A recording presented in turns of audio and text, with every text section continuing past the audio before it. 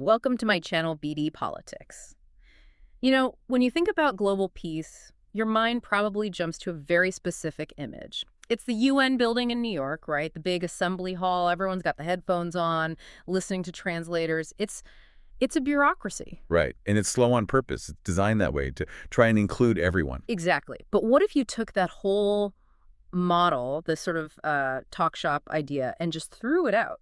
What if you ran global peace like a private equity firm staging a hostile takeover? Well, it sounds like something out of a movie. But according to documents obtained by Middle East Eye, this is a very real proposal. We're looking at a new initiative, and it's called the Board of Peace. And this isn't just a theory, right? The reports say this is the actual model Donald Trump is proposing for global conflict, with Gaza as the first major test case. That's right. So that's our mission for this deep dive. We're going to get past the headlines and really untack the structure, the money, which is frankly staggering, and the very specific people involved. And you really have to, because when you dig in, this looks so much less like diplomacy and much more like a corporate merger. The analogy is perfect. The sources we've got, these reports on internal documents, White House announcements, they all point to a structure that borrows everything from corporate governance. Yeah, it's all about speed, a clear hierarchy, and capital. It completely sidelines things like debate and, voting rights for everyone. Okay, so let's start at the very top of the org chart, the Board of Peace. The name itself is something else. It's very direct. Very. But what is it supposed to be? Is this an actual rival to the UN? Functionally, yes. It seems to be positioned exactly that way.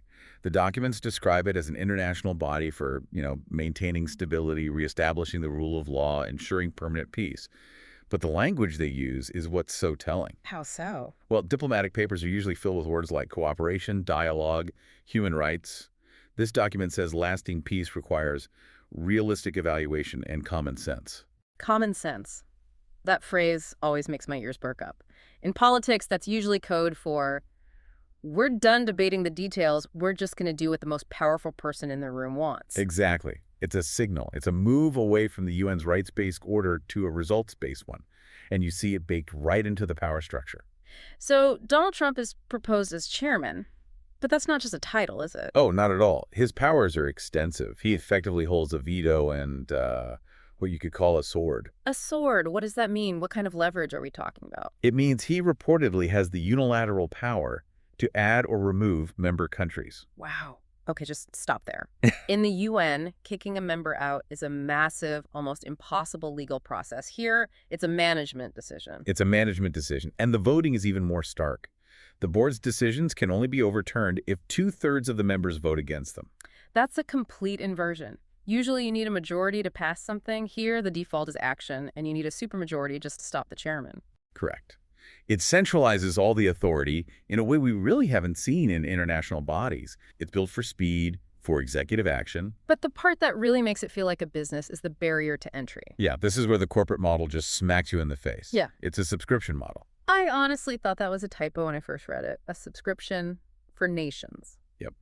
If a country wants a seat at the table, just for a 3-year term, the buy-in is $1 billion. $1 billion. In the first year. And it's not a donation. It's a mandatory contribution. So right away, this isn't a United Nations of equals. It's a country club. You're intentionally excluding poorer, smaller nations from the start. You're filtering for economic power. It's pay to play on a global scale. It completely reframes governance as a financial transaction. If you can't pay the fee, you don't get a say, you're not a member of the board, you're a subject of the board. Precisely. And despite that price tag, we're hearing invitations have already gone out. Okay, so who's on the short list for the $1 billion club? It's a very specific group. The first invitation, according to reports, went to Turkey's President Erdogan. But the list also includes Egypt, India, Pakistan, and Saudi Arabia. That's a fascinating list. It's all regional heavyweights, and you've got India and Pakistan in there who are nuclear rivals. Right. But notice who's missing. You don't see Germany, France, the UK. This feels designed to bypass Western Europe entirely and consolidate power among leaders with a certain executive style. That's a really sharp insight. It's building a new axis of power. And of course, there's a big question mark. Israel. Right. As of the latest reports, it was still unclear if Prime Minister Netanyahu would be on the Board of Peace itself. Which is so interesting because this entire model, this huge global umbrella, its first test case is Gaza.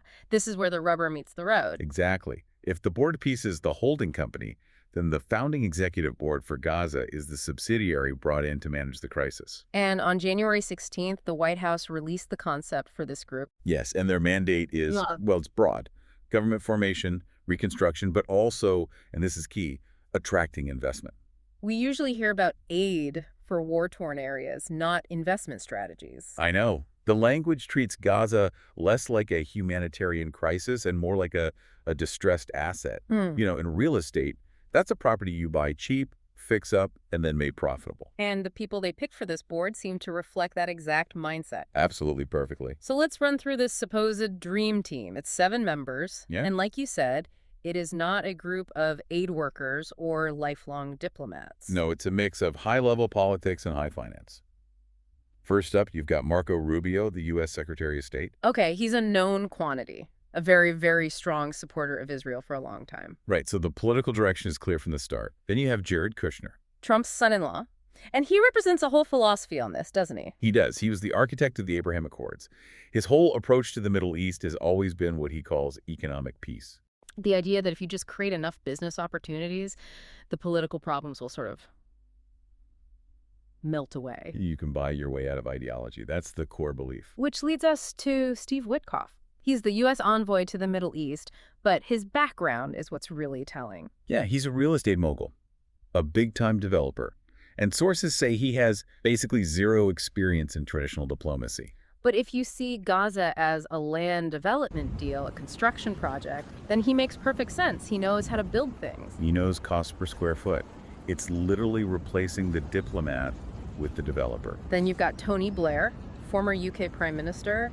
He has the diplomatic resume, but he also brings a lot of baggage into the region. A huge amount of baggage.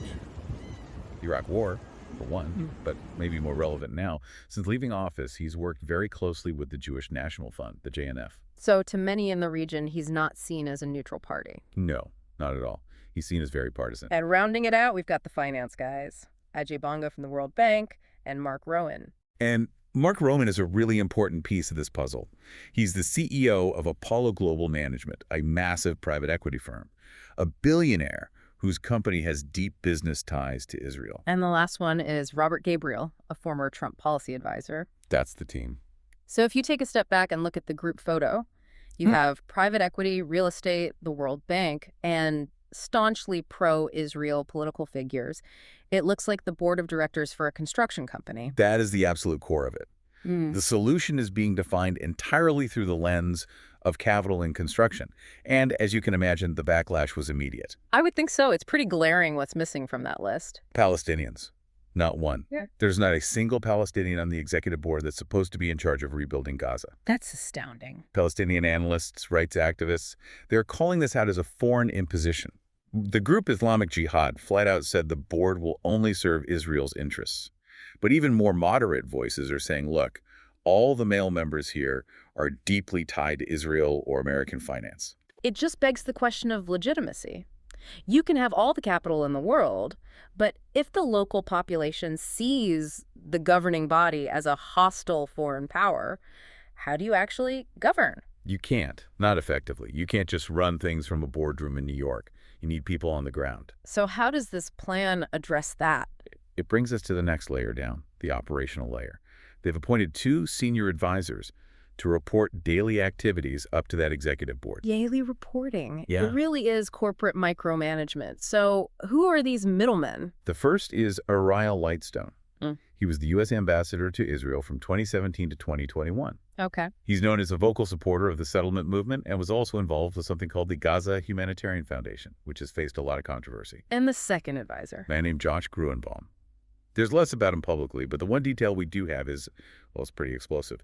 He worked with Kushner on a plan explicitly called the Gaza Riviera.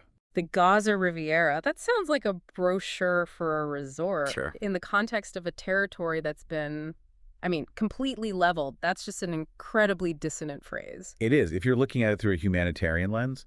But if you're looking at it through a real estate lens, Gaza is prime coastal property on the Mediterranean. So the long-term vision isn't just rebuilding, it's gentrifying a war zone. That's what the name Gaza Riviera implies, yes. Yes. Turning the strip into a high-end commercial and tourism destination. But before you can build a Riviera, you have to feed people and clear rubble. Who's actually doing that work?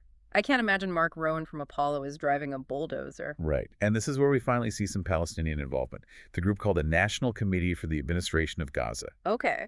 This was formally established in mid-January as part of Trump's broader 20-point Gaza peace plan. And it's led by a Palestinian, Ali Shaf. He's a former Palestinian deputy minister of planning. So he's the face of the on-the-ground operation. His committee is tasked with restoring basic services, building what the plan calls a society of peace, boosting morale. So on paper, that sounds more like self-governance. It sounds like it. Yeah. You have to look at the org chart. When Ali Shah spoke to journalists, he was very clear. He admitted his committee operates under the strict directives of the Board of Peace. So let's just map this out so it's crystal clear.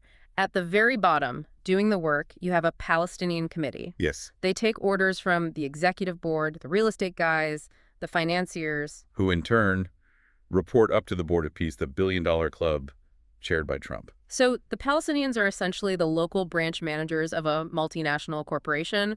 They have duties, but zero strategic control. They execute the plan. They don't write it. And to make sure that happens, there's also a high representative for Gaza and a commander for an international security force, an ISF. The security, the guns, are also controlled from the outside. This just completely turns the idea of post-conflict resolution on its head. The goal is usually nation building. This sounds more like company building. It is the privatization of global governance. Diplomacy, for all its flaws, is at least based on the idea that nations are theoretically equal. You negotiate. This is hierarchical and transactional. It says, we have the money, we have the plan, you follow our directives. It almost feels like a return to a colonial model, just, updated with management consultants and private equity. It has that feel. By putting in guys like Witkoff, the developer, and the Riviera planners, the whole argument becomes that the root of the conflict isn't political or historical, it's economic. It's the Kushner doctrine again.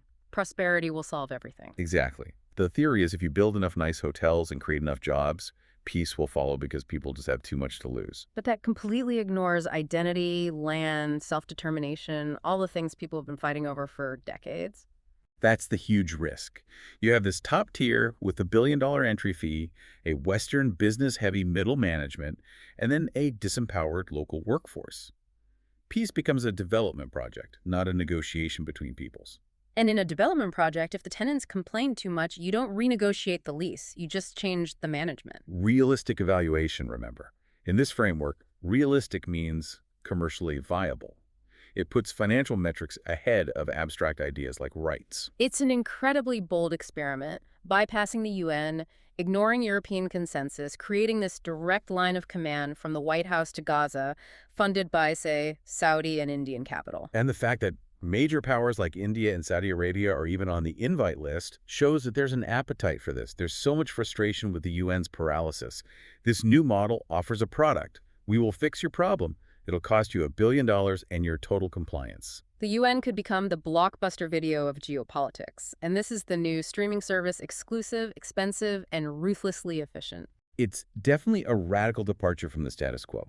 Whether it leads to actual peace or just a new kind of a corporate occupation. That's the big question. But the plan is out there. The board is open for business.